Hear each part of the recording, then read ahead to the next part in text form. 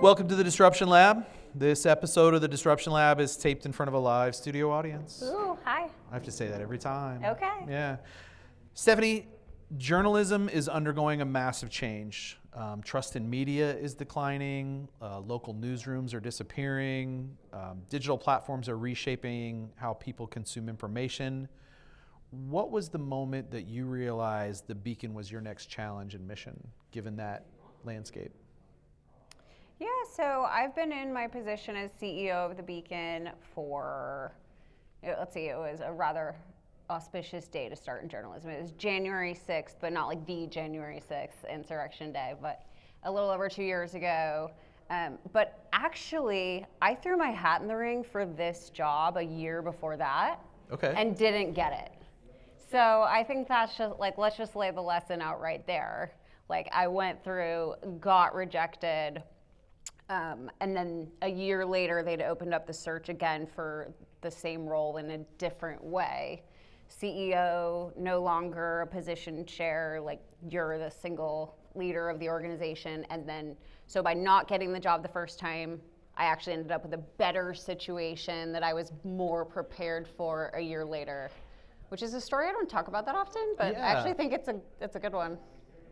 Yeah, that's fascinating. I don't think I've ever heard that. Yeah. In the times that we've talked before. So what was that year like, I guess, from going through the process, not getting that to then having that come back in that way? Yeah.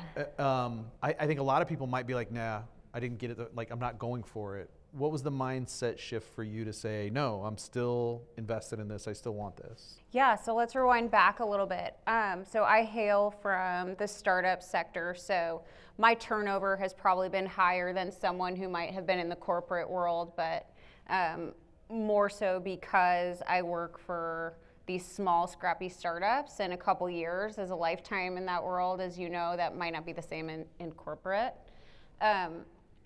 But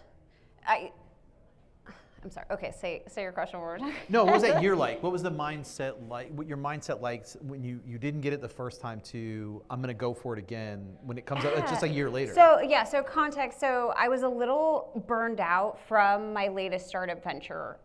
My partner in crime, Katie Booty, and I had just crushed growing a $200,000 annual P&L to a $2 million P&L in just a couple short years.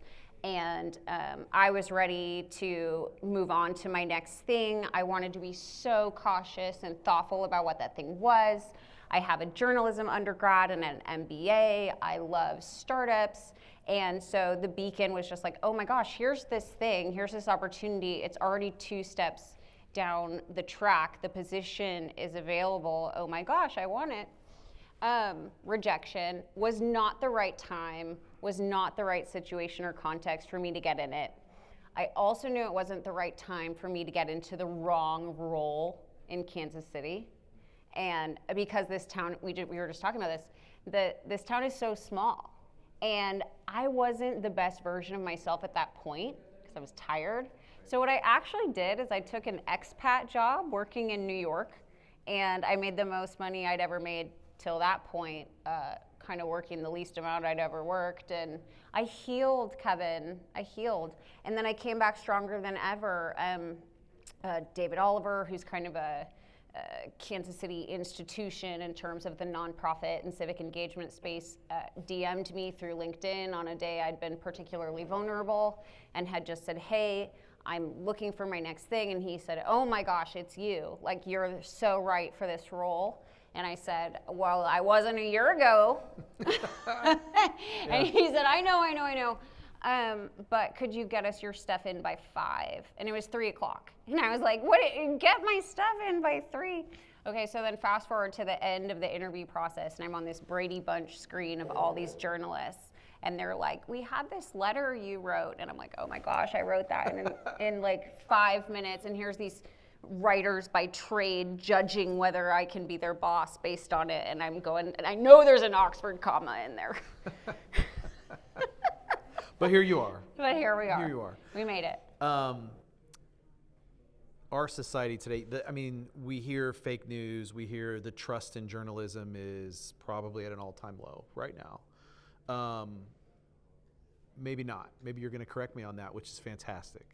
I'd say trust in media Fair is at enough. an all-time low. Trust in media. And I would add a layer to that, because I don't think trust in journalism is at an all-time low.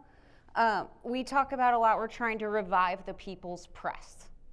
And I think the people's press, in its realized sense, people have trust in that. It's the media they've lost trust in. That is an important distinction, because what we often believe is journalism is entertainment. It is not. It is meant to be sensational. It's not meant to be informing. Yeah, so and that goes with the business model, yeah. right?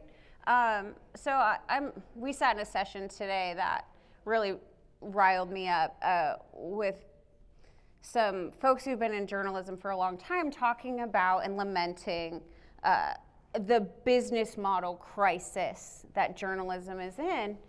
And I go back to, and I know we're at a entrepreneurship space, but I don't see the crisis as the woe is me, we need to save journalism's business model. I say, woe is all of us. We need to save the integrity of our informed populace that is capable of governing itself. That's the problem I'm solving. So I just see it as a fundamentally different problem, and I think people trust information sources they trust. It's just how we define those is fundamentally different now. So what are you all doing at the Beacon to restore that trust, or at least to demonstrate that the work you're doing, the journalism that the organization does, is something that is a benefit and can be trusted by the members of the community? Sure. So, one, this can't all be top down.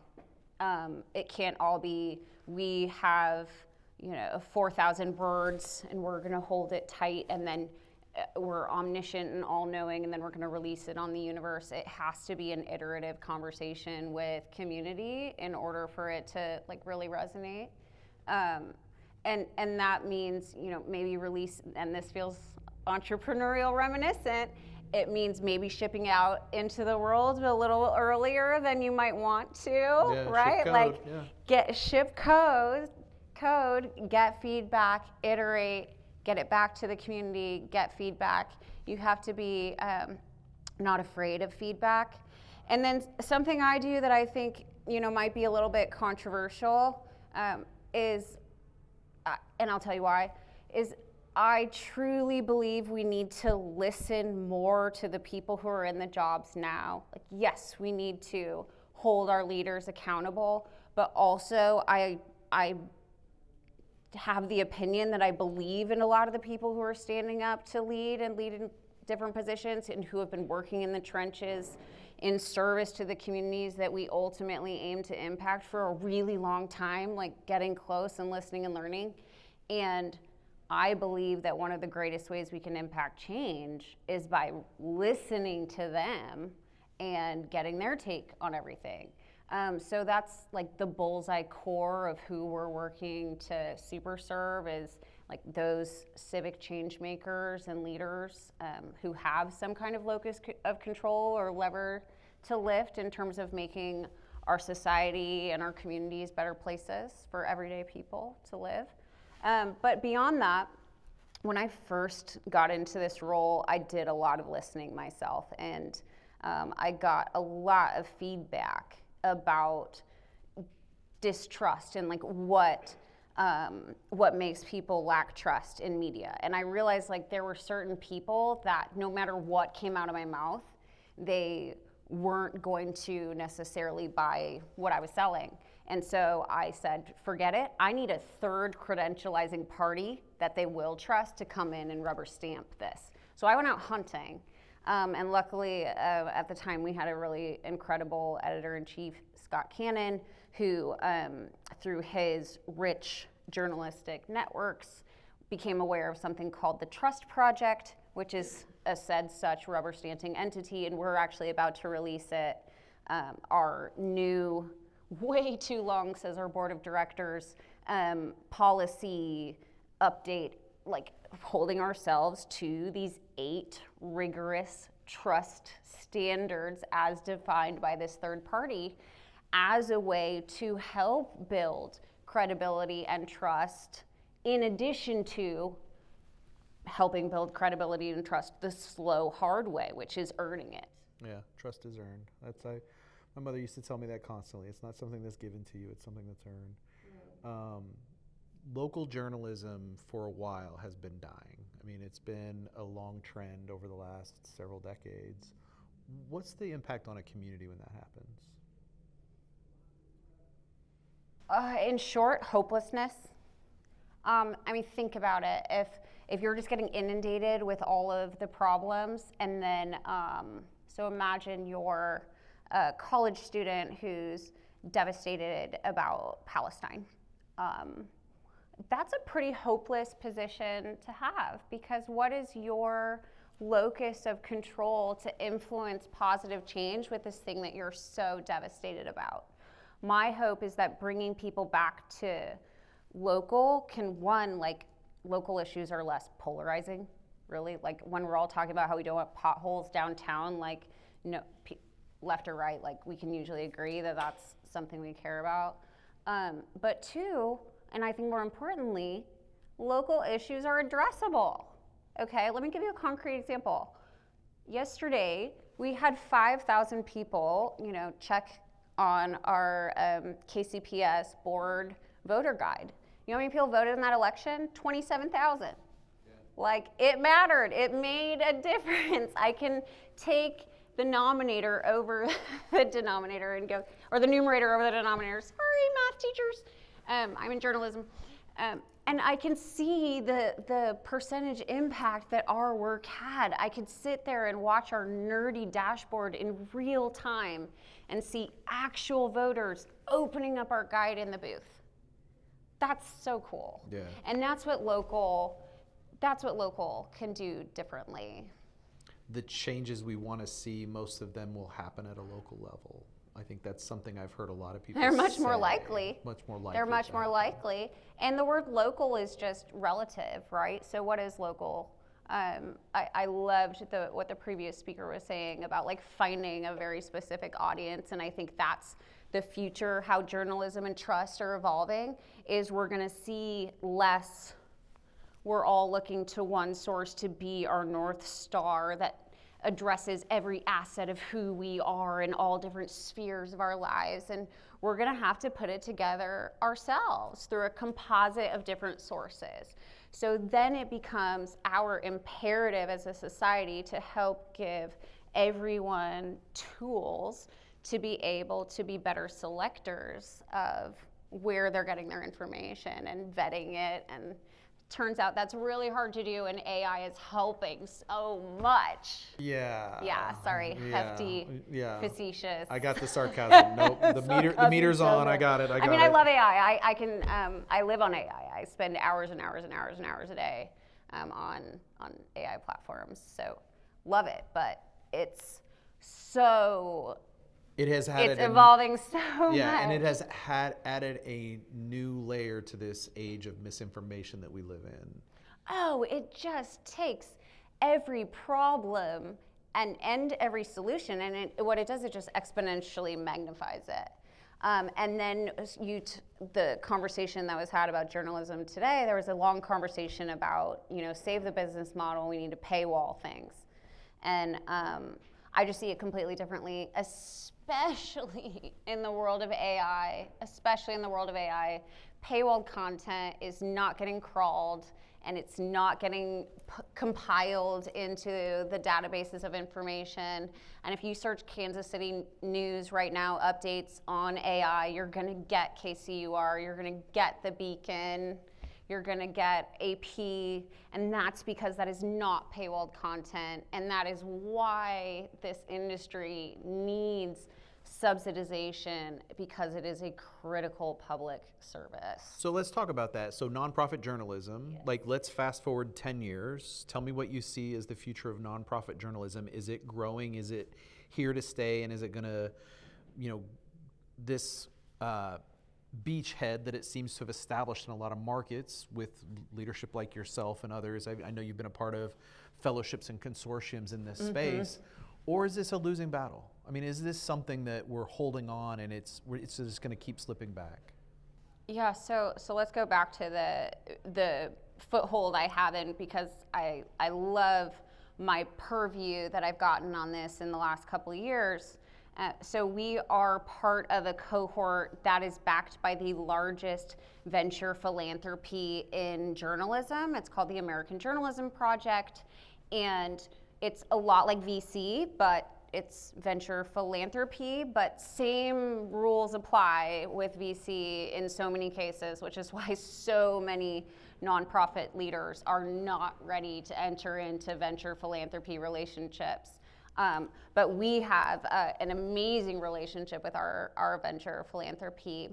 And through that, I have safe, protected circles to talk to other Stephanies in other cities all across the country. So like, this is all we talk about all the time. Sure. Is what is this gonna look like? The nonprofit model for news and information and civic infrastructure is here to stay. That's all to say the world looks so incredibly different right now today, Kevin, on April in 2025 than it did in December of 2024. And so to sit here and say, oh, I can so predict where things are gonna be in 10 years would be disingenuous on my part.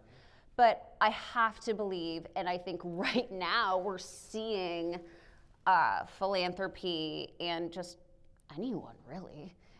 If you're sitting in a bubble somewhere thinking like news and information that's trustworthy isn't important right now, I don't know what country you're currently living in, but the beauty of this moment for me is I'm not having to sell my stuff that hard right now. People are running up to me and saying, thank you so much for this service you're providing us. So I guess, silver lining is the moment at hand is hearkening for a solution that I'm providing. I hear you, and I want to be devil's advocate on this one for just a second, because it is, you and I have talked about this before. Since I was in college, I have this personal passion for media bias, this idea of media bias, that it exists, that we need to acknowledge it exists. You talked a minute ago about consuming this information from multiple sources to assume you get the source, the mix.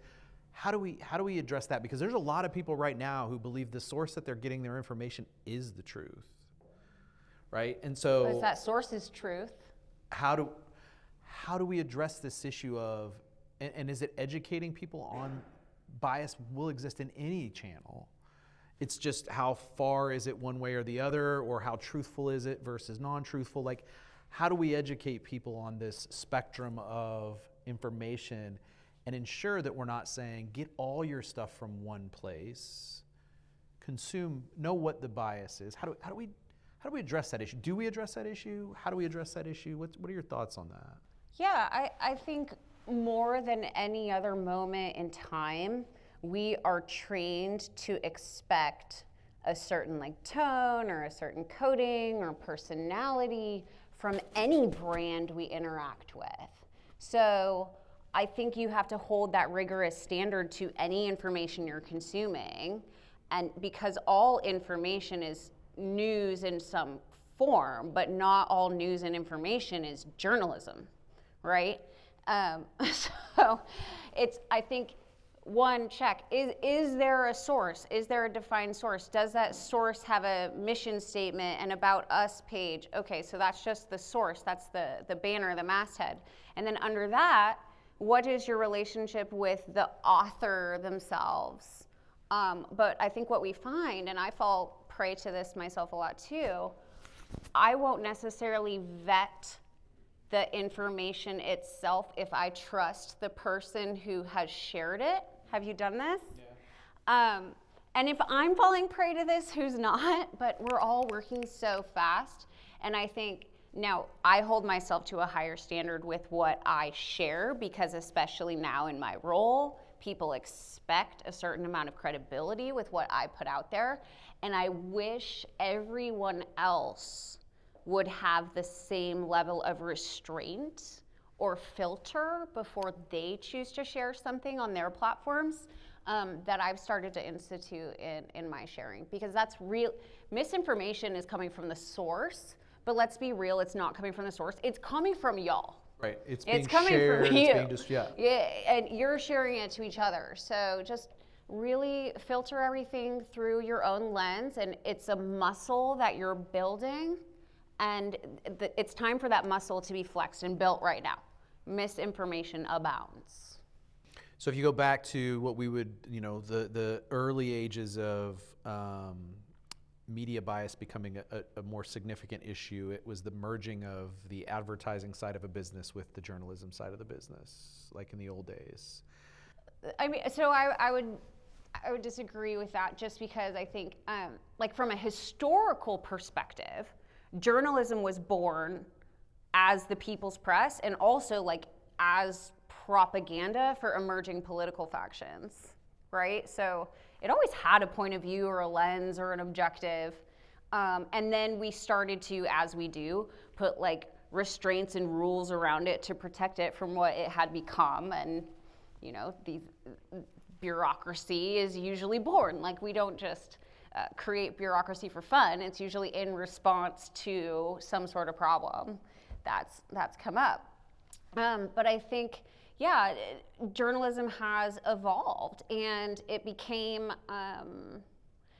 there was a switch where the audience of readers became the product that is being sold, and that changes entirely what then is there contained in the product and just the intended function that is trying to serve. We can't report on that business because they're our largest advertiser. I think you started to hear that in newsrooms, a few decades ago, where the head of ad sales would come in and say, "What are we doing? Like, we can't expose this." Oh, absolutely. And a publisher, is having dinner with their biggest client. I've encountered these challenges already. I mean, there have definitely been times where there's someone that I wanted to ask for resources from, and there was negative coverage of a business they're very related to in our product that week. And I'm going, great, I'm so glad we're having coffee today. That's hard. It's hard to ask for resources right now, but that's where you really need everybody to buy into this collective betterment. But we have to figure out a bunch of different ways to make this business model work. And that's why I think this is an entrepreneurial challenge.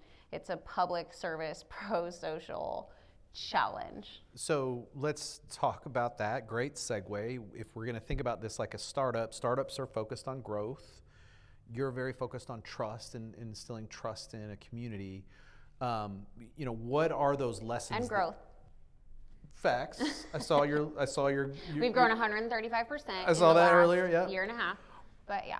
What are the lessons that you can take from kind of this startup ecosystem or this focus, entrepreneurial focus, and actually translate into the work that you're doing? Yeah. So like one of the very first things I did in our organization was kind of rethink our theory of change. And I touched on that a little bit earlier.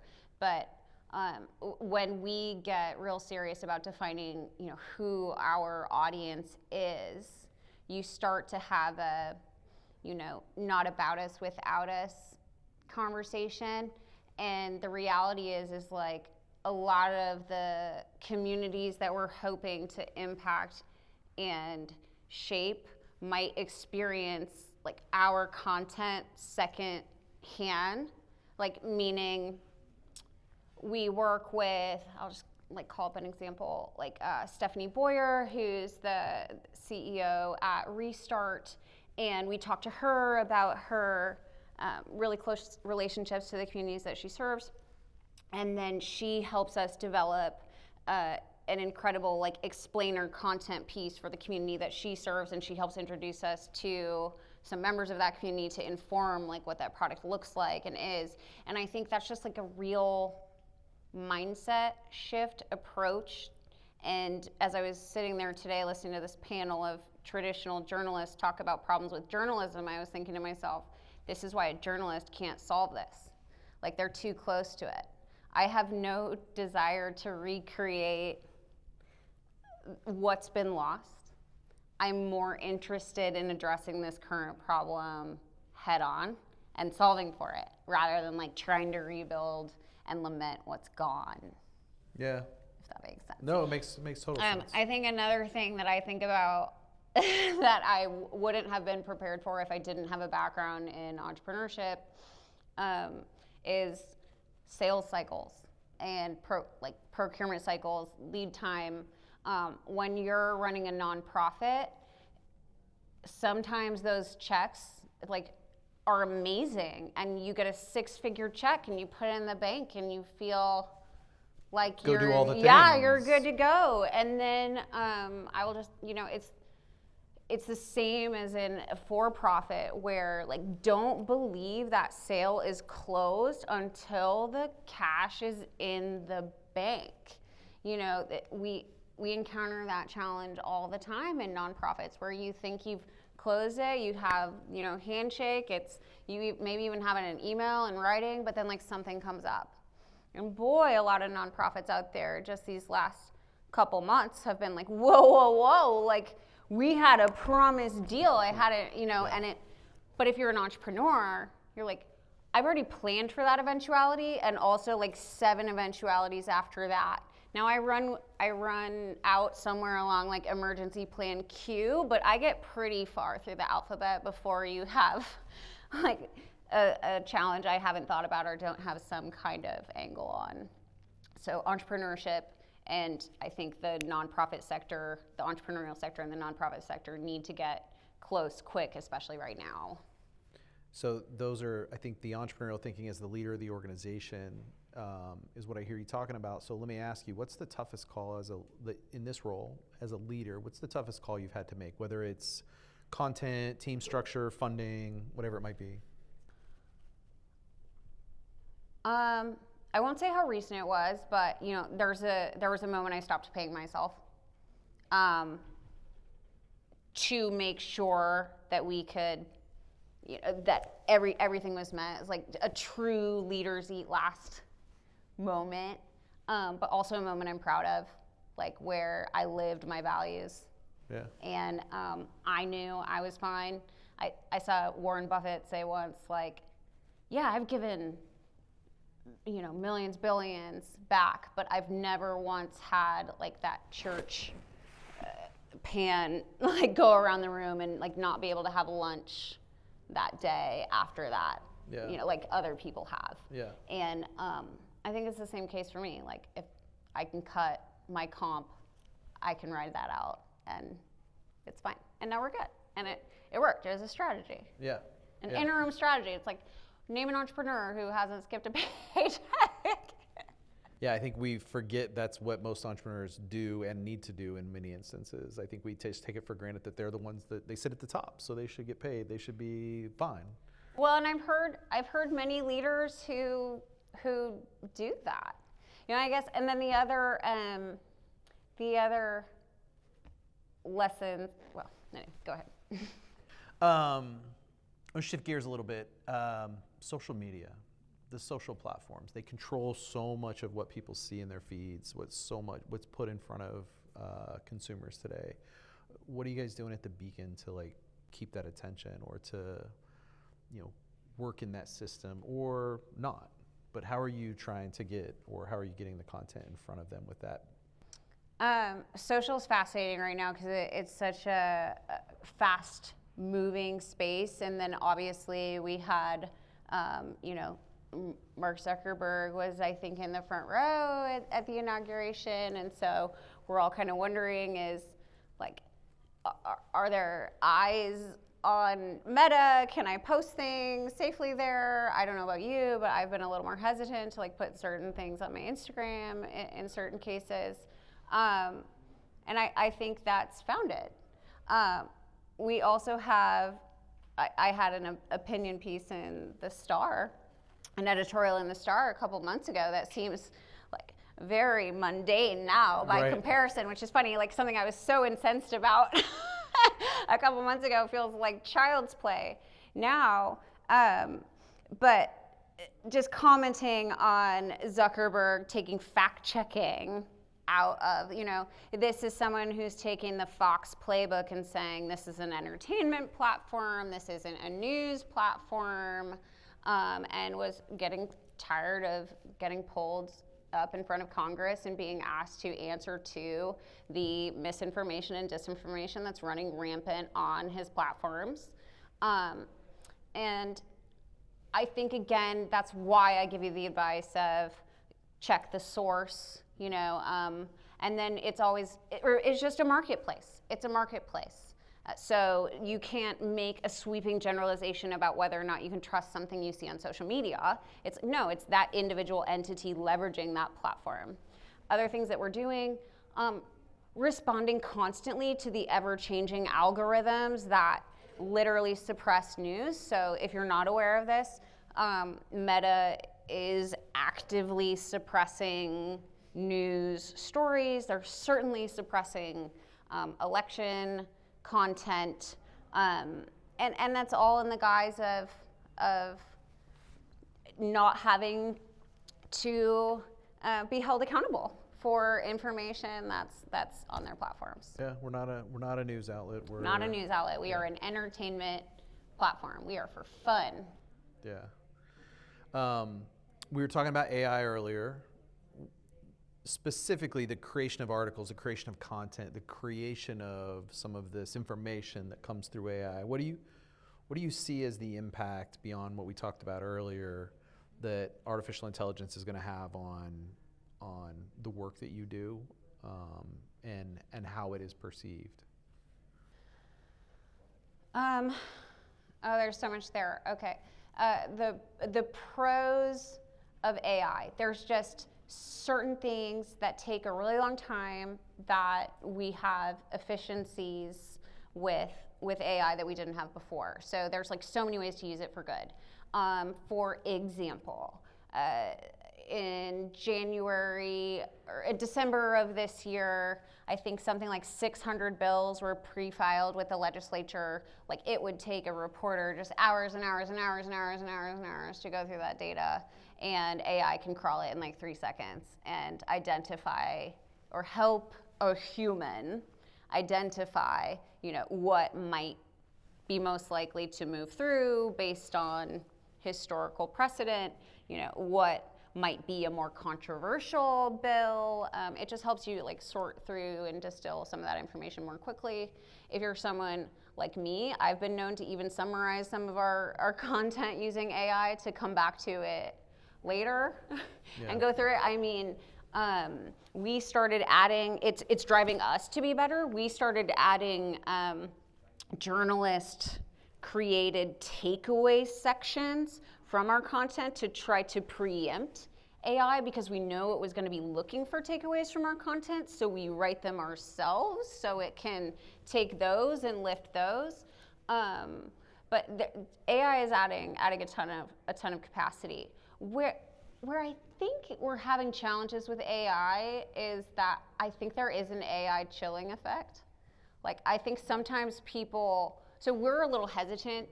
We're talking about this right now, actually. We're adding language that tells everybody really transparently when anything related to AI has happened, related to anything in any news story. We're slightly nervous that, if we flag something that was such an innocent usage of AI, just such a mundane thing. I don't know about you, I have an AI grammar bot that writes behind me, right? So we reveal that, so I don't have a typo. We're revealing and being very transparent about all of these things. And then is there then a chilling effect or a distrust that comes with just us labeling something that's so benign, and people go, oh, it's just AI. But at the same time, we've got entire companies now that front as being much larger than they actually are, these news organizations that aren't news at all. It is just an AI crawler and they'll scrape sites like ours, like The Beacon, and crawl it and then republish it and not cite us, and we can't police every single instance. I would just say that's another argument that we can go to philanthropy and say, hey, look, our content is getting out of there, AI is here to stay, they're gonna regurgitate stuff. Wouldn't you rather they're regurgitating public service facts? Right. You have unlimited resources. This is a pretend scenario, I know. Do not. So I've just bestowed you with unlimited resources. You need to redesign how news and information is delivered to the public. What changes do you make? Oh my gosh. I have limitless resources, and I need to redesign how news and information is delivered to the public.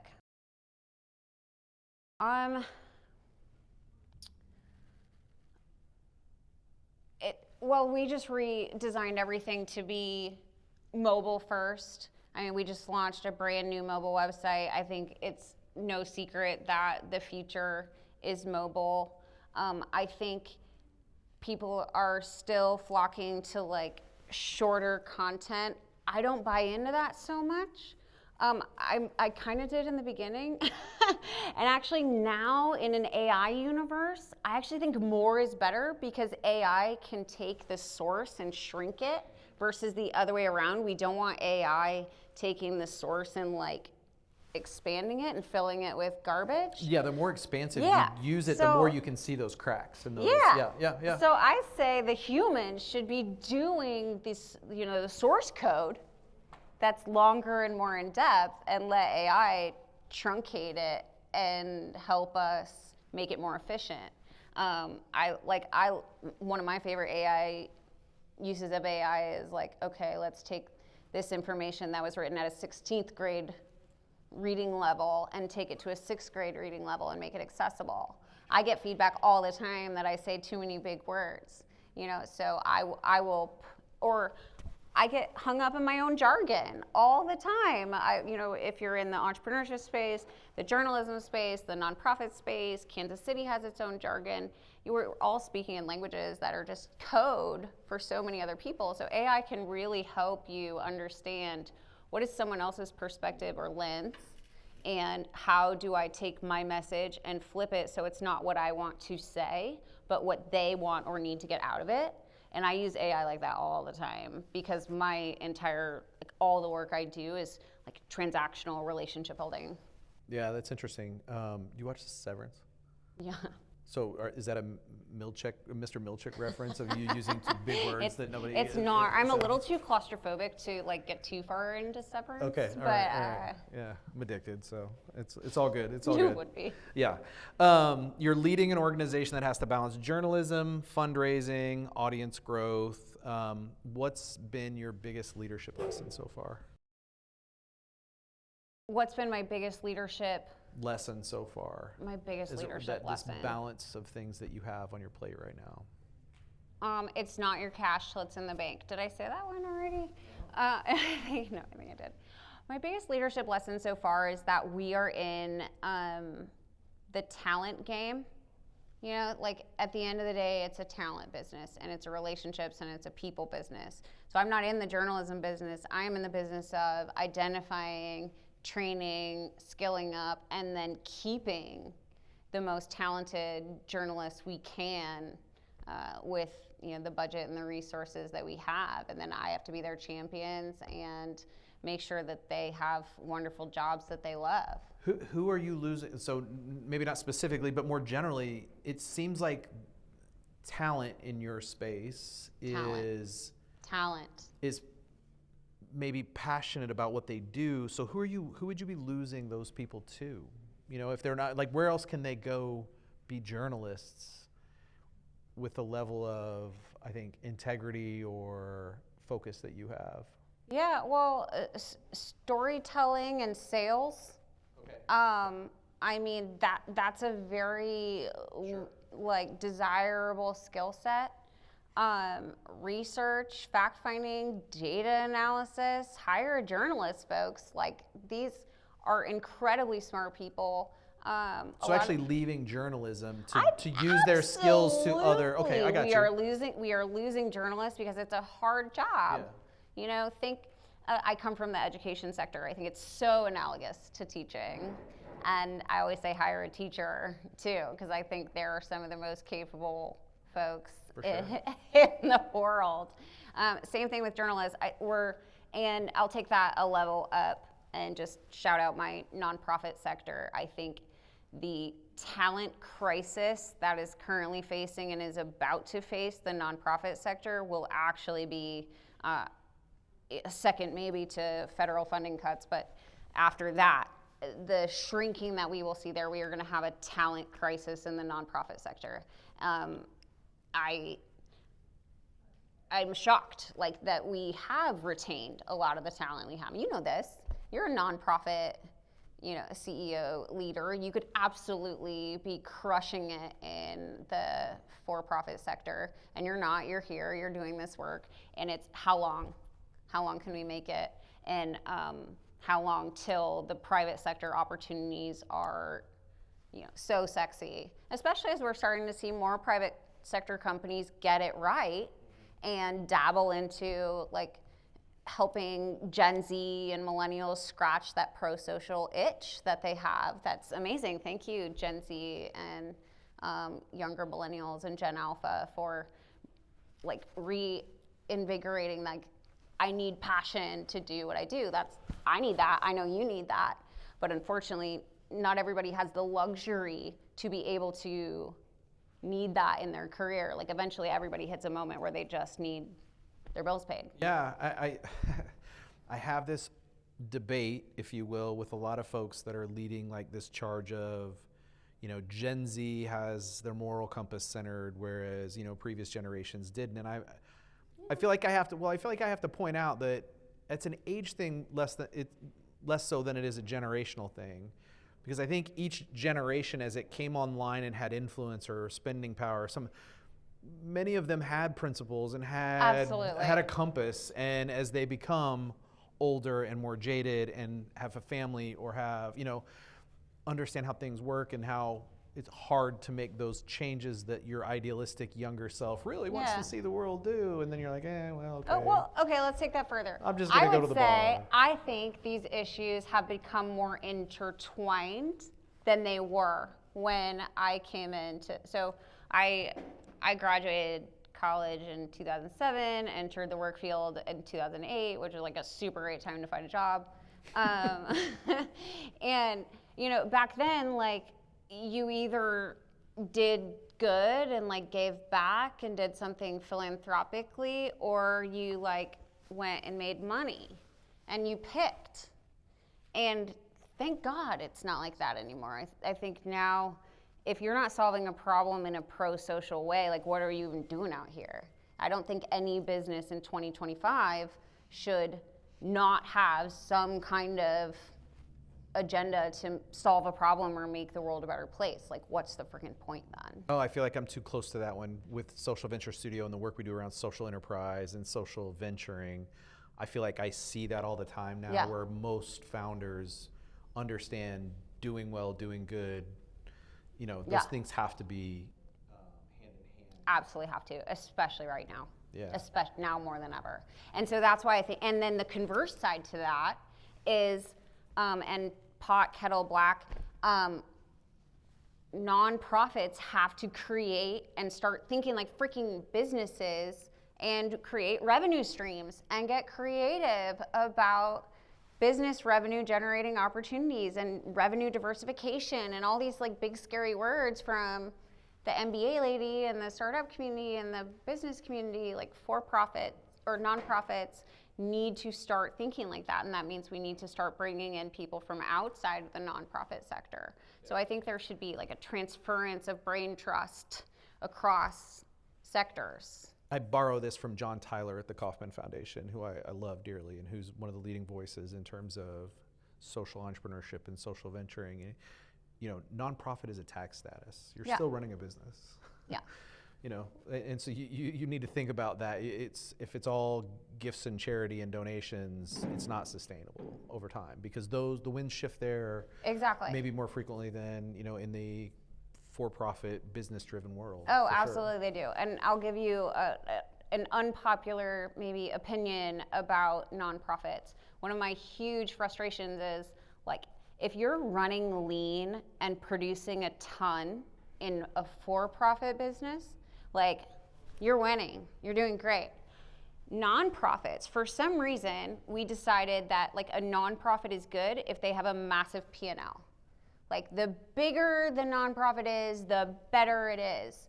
Like, since when has the success of a company been measured by the size of its expenses? Right. Like, that's insane. But for some reason, that's how we, like, rank and file nonprofits. And so I think that's another huge issue that the nonprofit sector really needs to come to terms with, is doing a better job of quantifying impact, saying what good is. Because I'll tell you right now, the Beacon's P&L is pretty small, but our ROI is massive. Now, by some definitions, it's like, oh, you've shrunk the P&L because we're pivoting and rebuilding. But I see it as so tremendously successful because I'm looking at the return we've got now with a smaller investment. I'm going, I should have cut back sooner. Yeah. But I think that's just a different mindset, because traditional philanthropy is going to look at, and they want to see a bigger P&L. Yeah, I love that. Like, we will only, grant to companies that have a budget larger than this. It's like, wait a minute. What about the mission? What about the outcome? Yeah. All right, so I'm going to shadow you for a week. What am I going to be surprised to learn about running a newsroom? Maybe how little I have to do with the news side. I think that, like, the news, I'm involved, but for the most part, what makes us strongest at the Beacon, and I think a lot of newsrooms strongest, and again, the speaker who was right before me talked about not having any hands in the dev code. Like, same thing.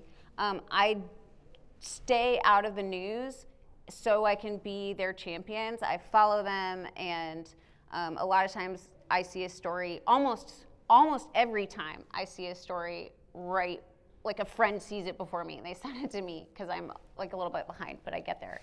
I think that's what you'd probably be surprised by. My day-to-day is just tons and tons of talking to people, listening to people, getting feedback, trying to understand what it is they need and how or if it makes sense for the Beacon to work on delivering that all day, every day. Then predicting out cash flow and financial scenarios. Yeah, the hard part of the leadership piece there. Yeah. What's your greatest hope and your biggest fear for the future of news?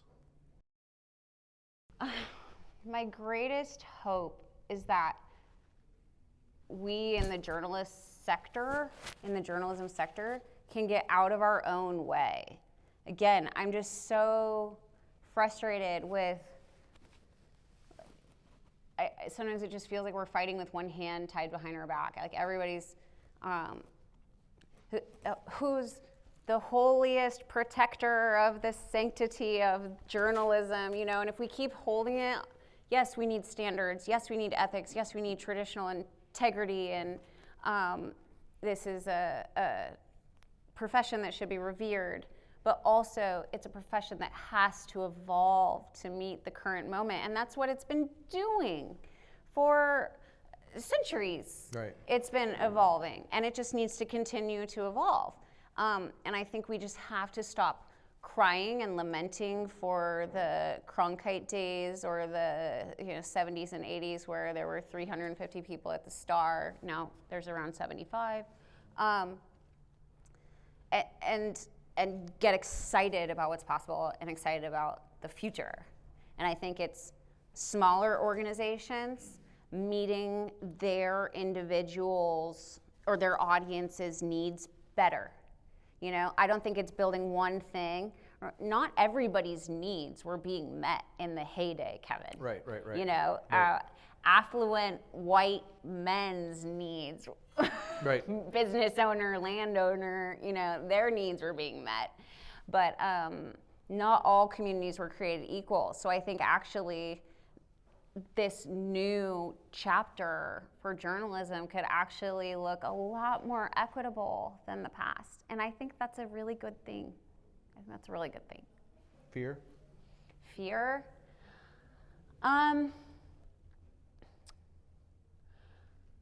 Like they will throw the baby out with the bathwater.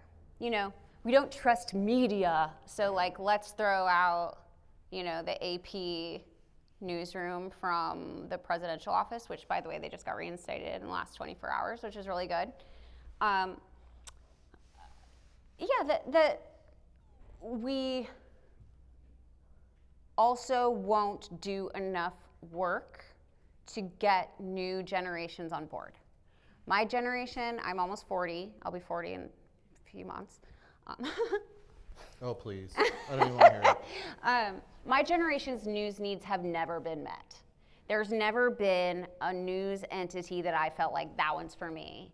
You know, the Star was my parents, NPR is my parents. I haven't felt like there was like a news source that was created with me in mind. And so I look forward to that, and that's what I'm trying to build. Yeah, I think I share some of that fear in that I think we're reaching a place where more people just turn it off. Yeah. Like consumption of information, not just specifically a television or, you know, it's just like I am no longer going to listen to any Freeze state. Yeah. Yeah, and that's why I challenge everyone, like, if you feel frozen, if you feel paralysis, like, just pick one tiny thing and make it in the smallest community almost you can think of or you're a part of. Like, bring it so local, because that's what's gonna make you feel like I can actually make a difference in this community, or I can make a positive impact, and that's gonna help you expand into like the next thing that you could do or make a difference in. Dumbest idea you've ever come up with that turned out to be brilliant. People laughed at you and said, no way, why would you do that? And in hindsight, you want to call every single one of them and say, ha.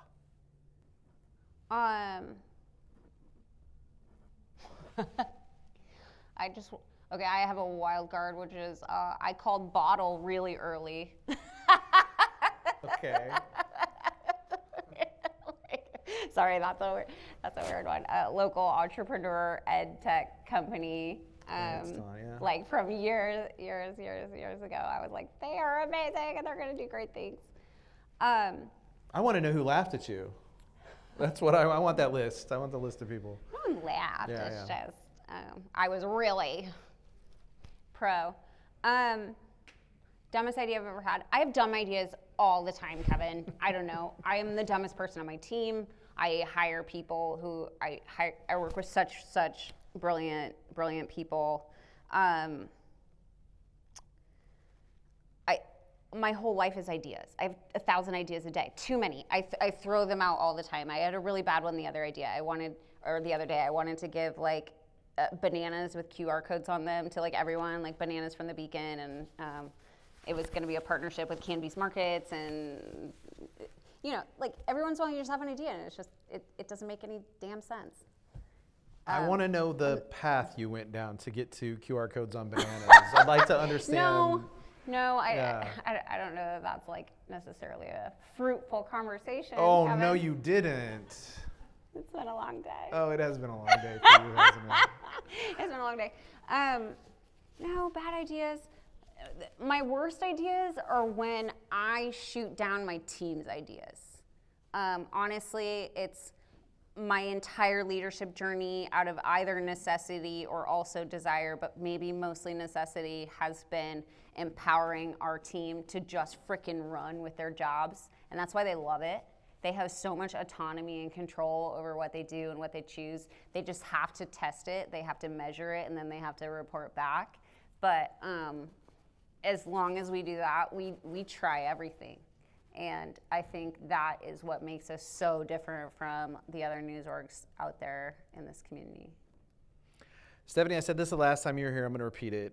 Thank you very much for what you're doing for our city and for journalism at large. Oh, I appreciate that. I think I have always believed that the underpinning of our democracy and our society is independent journalism, and the opportunity to have local journalism that has what you've built into the Beacon, I think, is really important. So thank you for what you do. And I do want to have you back to continue to talk about this journey, because even watching since you've started in this role, and now knowing that I can go back another year is amazing. But watching your journey as a leader, but watching your journey in this space has been impressive. And I truly think that it's amazing what you're doing, and appreciate it. And I hope more people understand that this is one of the most, if not the most important thing, one of the most important things in our society is having solid, local, independent journalism.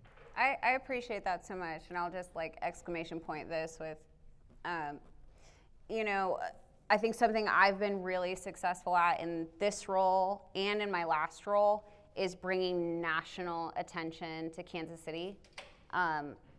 Kansas City is in the conversation on the leading edge in innovation and what's happening in journalism. I don't think people locally, this is the classic problem. People locally don't know enough about how much we're on the leading edge, and we're actually celebrated more nationally than we are locally, which is literally the exact same problem I had in my last organization. So maybe the like recurring theme here is me. But something I'm really good at is selling Kansas City to outsiders and telling them, and I encourage you all to, you know, borrow my language and my fervor, but Kansas City is such a representative marketplace and ecosystem that's so much more highly generalizable to the rest of the country than other places. We have access to so many different population types here within a really short distance. We have a low, you know, expense barrier to testing and trialing things. We're centrally located. It's a driving, there's just a million reasons. You know, McDonald's launched coffee here, and the Happy Meal, and Google Fiber was trialed here, and restaurant concepts are frequently trialed here. And so why not journalism innovation? Right. Why not K-12 education concepts? Why not all these other pro-social things too? Like, why can't the public service sector look at this as a hotbed of innovation for all the ideas? And I don't mean we need to be everyone's experimental pancake, but I mean we can reap the benefits of all of that innovation here. Hey, keep being you. Thanks, you too. Thank you very much for the work you're doing. Appreciate it. Back at you. Thanks. Give her a hand, folks.